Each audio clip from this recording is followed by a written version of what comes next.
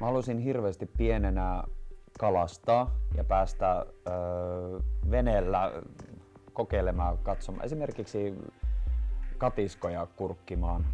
Mä pyysin lopulta sitten opettajaa, jolla mä tiesin, että on vene, että voisiko se viedä veneilemään joku kerta. Ja sitten se suostui ja meidän luokalta sitten minä ja Jani, jolla meidän perheessä ei ollut isää, niin me päästiin sitten hänen mukanansa tämmöiselle kalastusreissulle ja päästiin kokeilemaan, miten ajetaan moottorivenettä.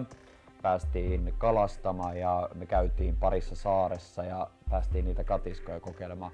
Se on semmonen hetki, semmonen päivä, jonka mä muistan edelleen. Siis mä sen veden tuoksun ja ne muutamat kalat ja se, kun mä pelkäsin sitä moottorivenettä ohjata, mutta se oli yksi parhaimmista kokemuksista, mitä varmaan niin kuin yläasteella ikinä mulle tuli. Ja onneksi kysyin siltä opettajalta siihen jeesiä.